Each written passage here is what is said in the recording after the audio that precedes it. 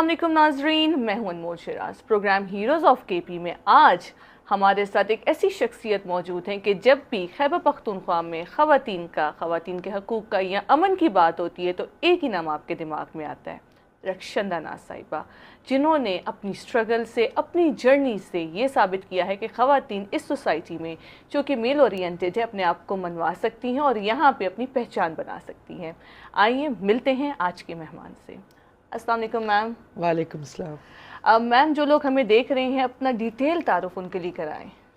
देखिए, बहुत दफ़ा मैंने अपना तारुफ करवाया और हर दफ़ा ऑब्वियसली एक नया ऑडियंस होता है। मेरा नाम रक्षंदा नाज है और मैंने यहाँ खैबर पख्तूनख्वा में पेशावर लॉ कॉलेज से, जो Khyber law college university of Peshawar से मैंने लॉ किया। और जब मैं लॉ कर रही थी तो मेरे सीनियर उस वक्त एक स्टडी कंडक्ट कर रहे थे, कस्टमरी प्रैक्टिसेस इन NWFP। ओके। मतलब मैं बात कर रही हूँ 91 की। वाह। 91 की मैं बात कर रही हूँ कि उस पीरियड में तो मुझे बड़ा एक लगा कि ये जो है कुछ होना चाहिए, क्योंकि उस वक्त जो था बहुत ज़्यादा NGOs यहाँ पे नहीं थी पख्तूनख्वा में। ये नहीं कि काम नहीं हो रहा था, लेकिन जिस पैटर्न पे होना चाहिए था उसी पीरियड में मेरी उस्ताद डॉक्टर शाहीन सरदार अली एक रिसर्च कर रही थी। तो उसमें मैं research dissolution of Muslim marriages को देख रही थी। तो जब मैं डिसोल्यूशन ऑफ मुस्लिम मैरिजेस को देख रही थी तो उसमें भी केपी के ट्रेंड्स बाकी प्रोविंसेस से डिफरेंट थे।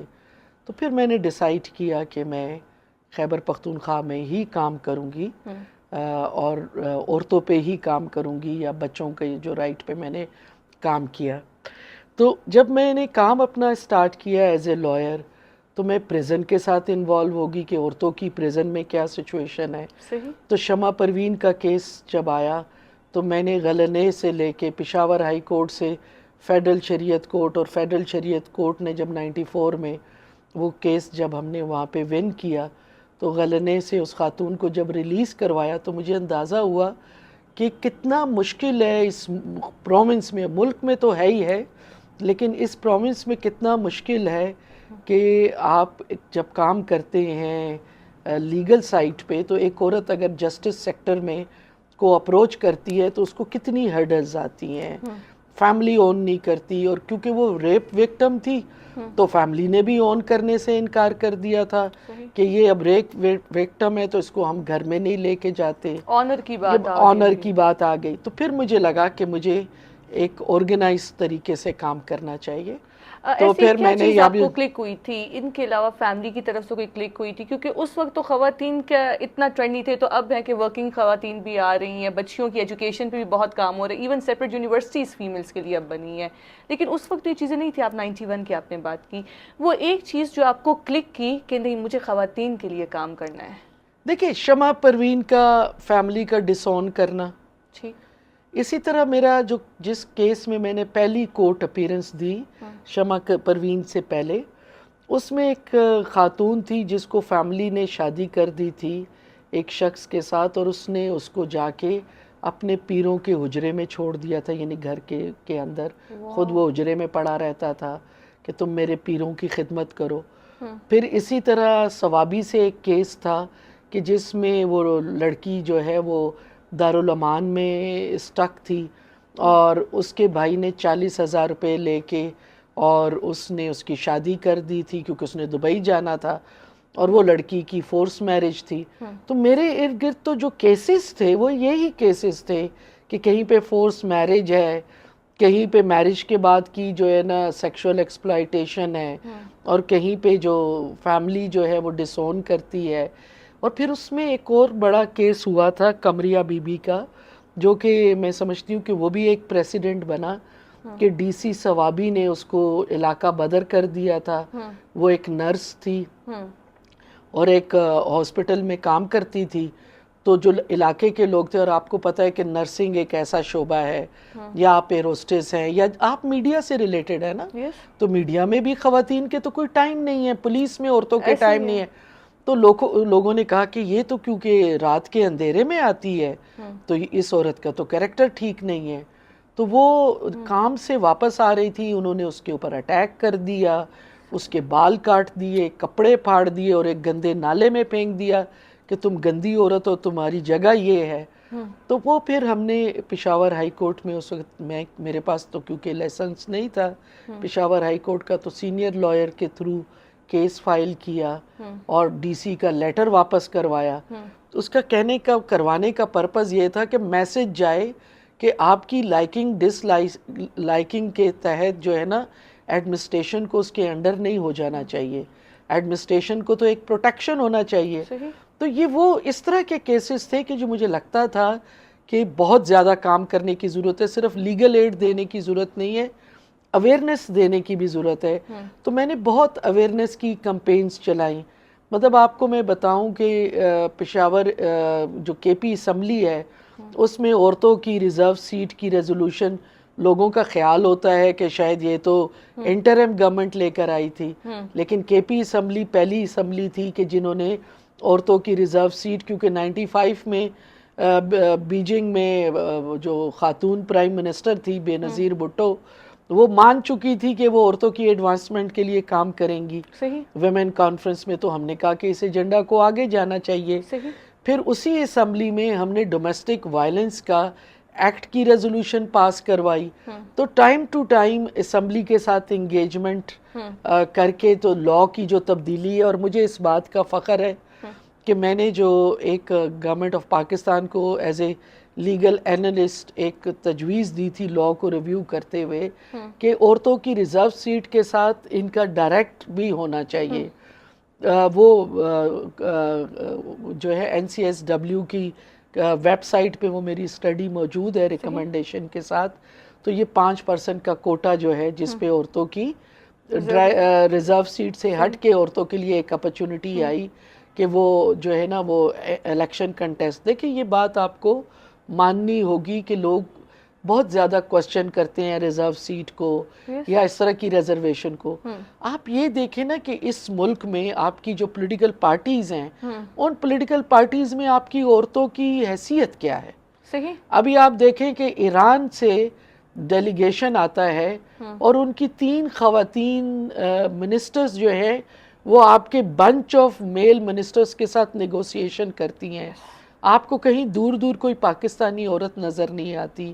افغانستان میں جرگہ ہوتا ہے تو افغان جرگے میں افغان عورتیں بات کرتی ہیں. آپ دیکھ لیں آج سے 10 سال پہلے جو جرگاز ہوئے یا جو ابھی ہو رہے ہیں, آپ کو نیگوسیشن ٹیبل پہ عورتیں کہاں نظر آتی ہیں؟ عورتیں نہیں ہیں. تو اس لیے میرا زیادہ فوکس دونوں طرف رہا کہ ایک سروسز دینا, جیسے میرا گھر ایک شیلٹر ہے جس میں میں سمجھتی ہوں کہ میرا گھر میں نے نام ہی اس لیے رکھا کہ عورت پیدا ہوتی ہے باپ کا گھر ہے, خاوند کا گھر ہے, بوڑھی ہوتی ہے تو اس کی بوڑھی ہوتی ہے تو بیٹے کا گھر ہے. تو ایک ایسی جگہ ہو کہ جہاں عورت ایک فیصلہ لیتی ہے. کیونکہ ابھی 2 ہفتے پہلے میرے پاس ایک خاتون آئی اور اس نے کہا میں رات کو جب 4 بچوں کے ساتھ اپنی ماں کے گھر گئی تو باپ سے بڑھ کے میری ماں اور باپ دونوں نے میرا بہت برا سلوک کیا. انہوں نے کہا جی واپس جاؤ تم سسرال. اور وہ رات میں نے جو ہے پیٹرول پمپ پہ گزاری, کیونکہ وہ صبح مجھے پشاور بار سے وہ کیس ریفر ہوا تھا تو وہ پروٹیکشن میں آئی ہمارے پاس. تو کہنے کا مقصد ہے کہ ایک طرف جہاں پہ آپ نے سروس دینی ہے میں نے اس کو بھی فوکس رکھا. میرے لیے چھوٹی چھوٹی سروس دینا جو ہے عورتوں کے لیے ایک بہت میننگ فل ان کے لیے چیز ہے کہ ان کے لیے وہ بہت بڑی ہے. اور دوسری طرف میں نے ہمیشہ پالیسی لیول پہ انگیج ہونے کی کوشش کی ہے کہ پالیسی میں تبدیلیاں بہت ضروری ہے. آپ کتنی بھی پرائیویٹ لیول پر اگر آپ سروس ڈیلیوری کر لیں, جب تک اسٹیٹ رسپانسبلٹی نہیں لے گی, اسٹیٹ کی پالیسیز عورتوں کے بارے میں کلیئر نہیں ہوں گی, آپ کا کتنا ہی اچھا قانون کیوں نہ ہو وہ قانون جو ہے وہ میننگ فل پرپس جو ہے सर्व नहीं कर सकता। जब आप इतनी स्ट्रगल की, इतने काम की बात करते तो फैमिली की तरफ से आपको कितना सपोर्ट था? हमेशा हमारे यहाँ जो हमारी वालदा होती हैं वो डर जाती, मेरी बेटी निकल रही है घर से, लोगों के लिए लड़ रही है, अल्लाह ना करे इससे कुछ हो जाए। वालिद साहब हैं, उनके अलग से एक इनसिक्योरिटीज़ होते हैं बच्चों को लेके, पेरेंट्स के होते हैं, क्योंकि मैं खुद भी एक मदर हूँ तो मुझे पता है बच्चों की इनसिक्योरिटीज़ होती हैं। तो आप फैमिली की क्या रिएक्शन था? देखिए, मैं बड़ी खुशकिस्मत हूँ। आप देखें ना कि मेरे वालिद जो थे उन्होंने हमारी फैमिली में ही वॉज ट्रेंड सेटर। मतलब मेरी वालदा मेरे वालिद की फैमिली में पहली पढ़ी लिखी खातून थी, तो हम बहनें पढ़ी लिखी थी, तो वो सिर्फ वालदा की वजह से नहीं, हमारे वालिद ने हमें बड़ा साथ दिया। इवन मैं क्योंकि एथलीट भी रही हूँ, तो मेरे वालिद मुझे टिप्स दिया करते थे कि मैं कैसे, क्योंकि मैं टेबल टेनिस खेलती थी, वो टेनिस के प्लेयर थे, तो वो मुझे कभी कभी जब मुझे छोड़ने जाते थे टूर्नामेंट्स वगैरह के लिए, तो वो मुझे टिप्स भी दे दिया करते थे। और फिर इसी तरह जो है मेरे चचा मेरे बड़े सपोर्टर थे, वो चाहते थे कि मैं पॉलिटिक्स में आऊँ। फिर इसी तरह मेरे सीनियर जो कि फिर बाद में जस्टिस बने, supreme court of Pakistan justice Nasirul मुल्क, उन्होंने मुझे बड़ा इनकरेज किया कि आप लॉ के साथ अपना ये काम जारी रखें। तो इन अ सेंस मेरा जो क्रेडिट जाता है वो औरतों के जो मेरी मेंटर्स रही हैं, वो मर्द मेंटर्स की तरफ भी जाता है। मेरे साथ जब स्ट्रगल मैंने की तो इसी पेशावर प्रेस क्लब से मर्द मेरे साथ खड़े हो जाते थे। ख़ास तौर पे जब सवाबी में मैंने इशू उठाया कि भाई ये इलेक्शन बैन होना चाहिए, रिजल्ट नल एंड वाइड होने चाहिए क्योंकि औरतों को वोट देने नहीं दिया, तो उस प्रेस कॉन्फ्रेंस में मेरे साथ सुहेल कलंदर बैठे हुए थे, शमीम शाहिद मौजूद थे वहाँ पे। तो ऐसे लोग हमारे साथ रहे। वसीम अहमद शाह का अगर मैं नाम ना लूँ मीडिया में से, और ख़वातीन जो थी, फरजाना अली एक बहुत बड़ा नाम है, सादिया है, तो औरतें जहाँ से मेरे साथ खड़ी थी वहाँ पे मर्द भी मेरे साथ खड़े थे। तो ये वो चीज़ें हैं कि सोसाइटी में मोटिवेटेड के देखो मीडिया से लोग हैं, एकेडेमिया से हैं, और इसके अलावा जो है ना गवर्नमेंट से कई लोगों ने मेरे साथ बहुत कोऑपरेट किया। प्रिजन सेक्शन में मैंने प्रिजन में इतने क्रूशल केसेस किए, तो अगर प्रिजन की अथॉरिटी अगर मेरे साथ कोऑपरेट ना करती, बाहर से लोगों ने मेरे साथ फ्री केसेस किए, क्योंकि मैं तो एक यंग लॉयर थी।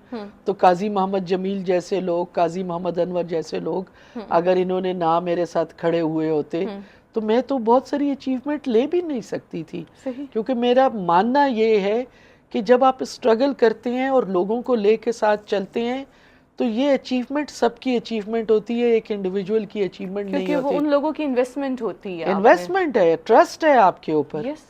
आप इस सोसाइटी को अब ख़वातीन के हवाले से, ख़ास तौर पे हम खैबर पख्तूनख्वा की फिर जमशुदा अजला की अगर हम बात करें, तो किस तरह देखती कि ख़वातीन उस टाइम से जब आपने प्रैक्टिस शुरू किया था और आप सोसाइटी में आई थी तब से, और अब 2025 में किस तरह देखती कि अभी भी इक्विटी है, इक्वालिटी है, कहाँ क्या खातून का क्या स्टेटस है यहाँ पे? देखिए, इक्विटी और इक्वालिटी तो बहुत दूर है अभी। अच्छा। लेकिन बेहतरी आई है। सही। क्योंकि देखिए 97 में जब अडल्ट फ्रेंचाइज का राइट मिला था ट्राइबल का, तो उस वक्त मैंने ये इशू टेकअप किया था गवर्नमेंट के साथ कि औरतों की वोटर रजिस्ट्रेशन होनी चाहिए। तो उसमें इलेक्शन कमीशन ऑफ पाकिस्तान ने कहा कि हमारे पास अमला नहीं है, और डिस्ट्रिक्ट एडमिनिस्ट्रेशन होती थी क्योंकि उस वक्त तो एपीए और पीए होता था, और उनको खतरा था कि जो है मसला हो जाएगा। तो मैं थी, डॉक्टर बेगम जान थी, हमने हंगर स्ट्राइक अनाउंस कर दी। वो हमने हंगर स्ट्राइक जब अनाउंस कर दी कि अगर औरतों के वोट रजिस्टर नहीं होंगे तो हमारी हंगर स्ट्राइक है, तो नेक्स्ट डे ही हमें बुला लिया गया, पीए ने अपने ऑफिस में बुलाया कि आप चाहती क्या हैं, और साथ ही में उन्होंने बुलवाया सरवर दुरानी, उस वक्त इलेक्शन कमिश्नर थे प्रोविंशियल, कि ये उनके ख्याल था ये कुछ सरफरी खवातीन है, इनका अब क्या करें। तो मैंने उनसे दोनों से कहा कि देखें बात है ना अमले की, तो मैं तैयार हूँ बैठने के लिए। तो डॉक्टर बेगम जान मेरे साथ गई और हम दोनों खवातीन वहाँ पे बैठ के हमने 10 दिन जमरोद तहसील में औरतों की रजिस्ट्रेशन की। आज भी शायद उस रजिस्टर में हमारी राइटिंग पड़ी हो। और 97 के इलेक्शन में मलागोरी में मैंने जो है ना मिस्री गुल्ला पहली खातून को میں نے ووٹ پول کروایا کہ عورتیں تیار تھیں. ہم نے صرف ان کی رجسٹریشن نہیں کی, ہم نے کہا کہ ان کو بتائیں, کیونکہ ایک نیا وہ بیلٹ پیپر آ گیا تھا, تو ہم نے کہا کہ ان کو بتائیں کہ ووٹ ان کا ضائع نہ ہو. تو عورتیں کہتی تھی کہ ہم تو ویلوٹ کا جوڑا پہن کے آئیں گے, ہم تو تیار ہو کے آئیں گے, کیونکہ پہلی دفعہ عورتوں کا سیلیبریٹ کر رہی تھی, سیلیبریٹ دیکھیے پہلی دفعہ ان کی کہیں پہ اوپینین میٹر کر رہی تھی. یہ اور بات ہے کہ عورتوں کو سکھلا کے بھیجا جاتا ہے کہ تم نے فلاں جگہ پہ جو ہے نا وہ اسٹیمپ لگانی ہے, لیکن بہرحال اسٹیمپ لگانے کا بھی تو اختیار ان کے پاس آ گیا نا. اور بڑا تھریٹ بھی تھی, لیکن وہ پہلی 27 عورتوں کو جب میں نے ووٹ دلوایا, لیکن ڈیفرنس کی میں بات کر رہی ہوں, اس کے بعد آپ دیکھیں کہ آپ کے پاس خواتین ٹرائبل ڈسٹرکٹ سے آئیں, انہوں نے الیکشن کنٹیسٹ کیا. اسی خیبر میں ناہید افریدی جیسی خاتون نے تنے تنہا پارٹی ہوتے ہوئے اپنی الیکشن کمپین کی اور الیکشن کنٹیسٹ کیا اوپن 5% کوٹا پہ. آپ جمائمہ کو دیکھیں, افریدی کو, کہ وہ آج انٹرنیشنلی ویل نون جرنلسٹ ہے, اور بہت ساری خواتین ہیں جن کے شاید نام نہ ہوں یہاں پہ موجود میڈیا میں, لیکن آپ لٹریسی ریٹ دیکھیں تو بڑا فرق آیا ہے. لیکن ابھی بھی ضرورت ہے کہ ٹرائبل جو ڈسٹرکٹ یا جن کو مرج ڈسٹرکٹ کہا جاتا ہے, میں تو سمجھتی ہوں کہ اب یہ مرج ڈسٹرکٹ کا نام ہٹ جانا چاہیے. وہ تو کے پی ہے, خیبر پختونخوا ہے, لیکن ہماری سوسائٹی کو بھی سمجھانے کے لیے ہم کہتے ہیں ضم شدہ اضلاع جو ہے نا, ان کو خیبر پختونخوا مانے, اور ان کو وہ سارے, کیونکہ میں جب کام کر رہی تھی, کیونکہ میرا جو ساتھ میں کام چلتا ہے لیگل انالیسز میں جو کرتی ہوں, تو اس وقت بھی میں نے ایک اسٹڈی کنڈکٹ کی تھی کہ ہیومن رائٹ سے ریلیٹڈ جتنے لاز ہیں وہ تو ایکسٹینڈ ہی نہیں ہے. میں سب سے زیادہ خوش تھی کہ جب یہ اضلاع ضم ہو گئے کہ ایٹ لیسٹ لوگوں تک جو ہے نا ڈیولپمنٹ زیادہ بہتر طریقے سے جائے گی, ان کے لیے راستے کھلیں گے. مطلب فاٹا بنا کے تو ہم نے ان کو گیٹو وائز کر دیا تھا کہ ایک تو ڈیولپمنٹ ان کے پاس ڈائریکٹ نہ پہنچے, اور دوسری طرف جو ہے وہاں پہ ہمارے یہاں پہ جو وہ ہے نا کیا کہتے ہیں اسے, ان کا جو ہیومن رائٹ کا جو ہمارا فریم ورک ڈیولپ ہوا ہے, اور اس کا بھی کریڈٹ میں سمجھتی ہوں کہ عورتوں کو بہت حد تک جاتا ہے. کہ جب عورتیں جو ہے وہ ریزرو سیٹ پر آئیں, تو چاہے وہ آنر کرائم تھا کا ایشو تھا, چاہے وہ ویمن پروٹیکشن کے ایشو تھے, آپ کی جو میجر پراپرٹی تو پراپرٹی رائٹ کا ہے, ہراسمنٹ ایٹ ورک پلیس ہے. تو یہ وہ چیزیں ہیں کہ یہ وہ تمام آپ کے لاز تھے اور لیگل انسٹیٹیوشنز تھے کہ ان کی رسائی ہوئی. اور مجھے بہت خوشی ہے کہ میں بینگ اومبڈس پرسن جاتے جاتے میری جو ہے نا, میں نے نہ صرف اس میں خیبر میں کھلی کچہری کی پشاور کے بعد, جس میں 500 سے زیادہ عورتیں انہوں نے اپنے CNIC جمع کروائے شجرہ نسب میں آنے کے لیے. اس کے علاوہ انہوں نے پراپرٹی کے کیسز کروائے, اور اسی طرح جو ہے وہ سوات میں جب ہم نے کھلی کچہری کی تو وہاں کے یا چترال کے, تو مطلب خاص طور پہ جو ٹرائبل ایریا کی بات ہو رہی ہے وہ اسی لیے پاسبل ہو سکا کہ یہ اضلاع جو ہے وہ اب ان کا سٹیٹس جو ہے وہ کے پی کے باقی اضلاع جیسا ہے. آپ کیا پیغام دینا چاہیں گی آج کے نوجوان کو, آج کی جنریشن کو, خاص طور پہ ان کو جو کہ کوشش کر رہے ہیں ویمن رائٹ کے لیے کام کرنا, خواتین کو ایک حصہ دلانا, انکلوسیو سوسائٹی کریٹ کرنے کے لیے؟ دیکھیں ویمن رائٹ جو ہے نا ایک بڑا مسئلہ بھی بن گیا ہے. آپ کا ویمن رائٹ کا لفظ سنتے ہی لوگوں کی جو بائسز ہیں نا وہ نکلنے اوفینسو ہوتا ہے, اور ان کو لگتا ہے کہ شاید جو ہے نا آپ کلچر کے خلاف جا رہے ہیں, آپ ان چیزوں میں جا رہے ہیں. تو میرا خیال ہے کہ جو بھی فیلڈ میں آئے, ایک تو اس کی اپنی کنسیپچول کلیئرٹی ہونی چاہیے, اور وہ کنسیپچول کلیئرٹی کے لیے آپ جتنا بھی پڑھیں. دیکھیں میں جب پیس کی بات کرتی ہوں نا, تو میں دیکھتی ہوں کہ یہ فیتھ بیس گروپ جو ہے نا افریقہ کے, وہ کیسے فیتھ کو استعمال کر رہی ہیں, آپ کے کمیونٹی کے گروپ کیسے کر رہی ہیں, کیسے افریقن عورتوں نے جو جنگ میں جو ہے وڈو ہو گئی تھی, تو انہوں نے کس طرح جنریشن ڈائلاگ کے ذریعے ینگ عورتوں کو بتایا کہ وہ کس طرح کانفلکٹ کے ایریا میں کام، کیونکہ میرا یہ ایک سبجیکٹ بھی ہے جس پہ میں کام کرتی ہوں. تو جتنی بھی آپ کوئی بھی کام کریں، ایکٹیویزم کے ساتھ اگر آپ کی ریسرچ اور اگر آپ لیگل رائٹ کے لیے کام کرتے ہیں تو قانون کی سمجھ نہیں ہے. قانون کی سمجھ کے لیے آپ کا لائر ہونا کافی نہیں ہے. اب تو اتنا زیادہ چیزوں کو ان پیک کیا گیا ہے کہ آپ اگر پڑھ لکھ سکتے ہیں تو آپ قانون کو اچھی طرح سمجھ سکتے ہیں. تو آپ جو بھی کام کریں، ریسرچ آپ کی اسٹرانگ ہونی چاہیے. آپ کو پتہ ہونا چاہیے کہ اس ملک میں کہاں کہاں ادارے ہیں. صرف قانون کی معلومات ہی کافی نہیں ہے، اداروں ریلیونٹ ادارہ کہاں ہے اپنی کمپلین لے کے کہاں ہے. تو پھر آپ کے لیے کام بڑا. اور پھر سب سے اہم بات یہ کہ جب تک آپ کے اندر کسی چیز کو، آپ کے اندر پیشن نہیں ہوگا، آپ اس کو دل سے نہیں مانیں گے کہ یہ ایشو اس سوسائٹی کا ہے، تو اس وقت تک آپ اس کام میں نہیں پڑ سکتے. بہت شکریہ، بہت شکریہ. ناظرین، جس طرح آپ لوگوں نے رخشندہ صاحبہ سے ڈیٹیل سے ان کی جرنی کے بارے میں سنا، ان کی سٹرگل کے اور ان کی کیسز کے بارے میں سنا، خاص طور پہ ہمارے خیبر پختونخوا میں اگر آج میں خود کا کہوں کہ ہم اتنی آزادی سے خواتین گھوم رہی ہیں، اپنے پروفیشن کو پریکٹس کر رہی ہیں اور اپنی رائٹس کو ایکسرسائز کر رہی ہیں، تو ان کے پیچھے کہیں نہ کہیں رخشندہ صاحبہ کا بہت بڑا ہاتھ ہے. اسی کے ساتھ اپنی میزبان انمول شیراز کو دیجیے اجازت ایک اور پروگرام کے ساتھ. اللہ حافظ.